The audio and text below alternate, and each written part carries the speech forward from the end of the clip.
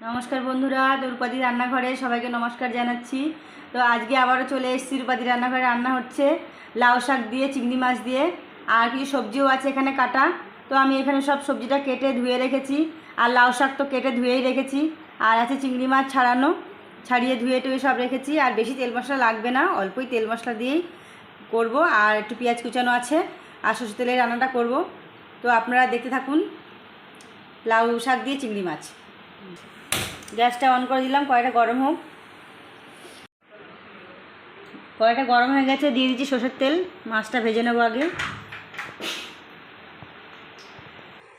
তেলটা গরম হয়ে গেছে, মাছে আমি নুন দেবো, হলুদ দিচ্ছি আগে, তারপরে দিচ্ছি একটু নুন।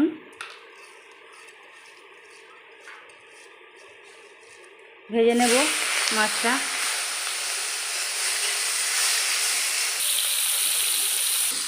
হালকা ভেজে মাছটা আমি তুলে নিলাম।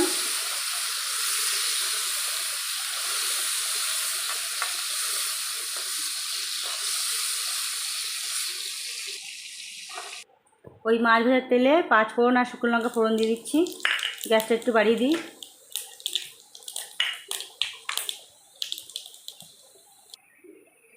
রেখেছিলাম পেঁয়াজ কুচিয়ে, সেটা দিয়ে দিচ্ছি।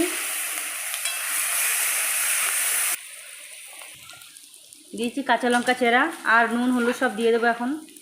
হলুদ দিলাম 2 চামচ। দিয়ে দিচ্ছি 1 চামচ জিরের গুঁড়ো, 1 চামচ লঙ্কার গুঁড়ো, 1 চামচ ধনের গুঁড়ো। একটু চিনিটাও দিয়ে দিই এখনই। চিনিটা আন্দাজ মতো দিলাম, যে যেমন মিষ্টি খায় সেরকম। নুন দিলাম,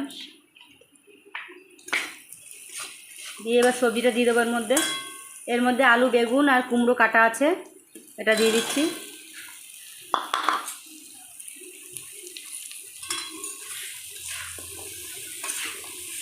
গ্যাসটা একটু বাড়িয়ে দিয়ে কমিয়ে রেখেছিলাম।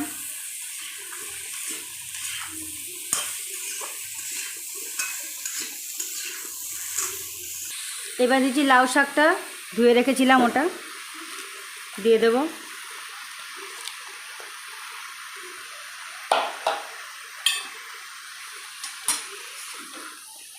ভালো করে মিশিয়ে নিয়ে একটু ঢাকা দেবো। 10-15 মিনিট একটু ঢাকা দিয়ে রাখতে হবে।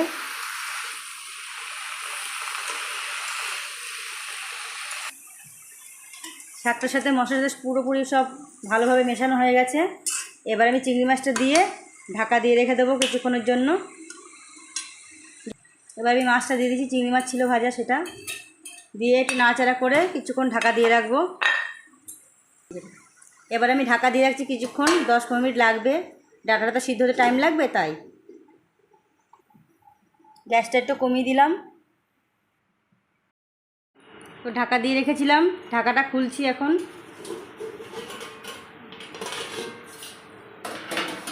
পুরোপুরি হয়ে গেছে।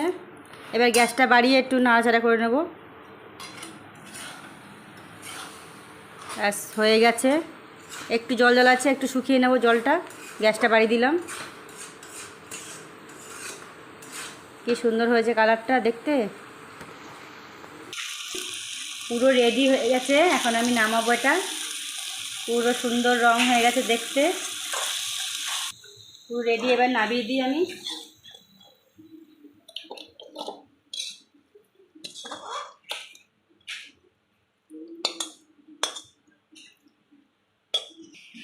আমার লাউ শাক দিয়ে চিংড়ি মাছ পুরোপুরি রেডি। সুন্দর দেখতেই পাচ্ছেন কি সুন্দর হয়েছে দেখতে।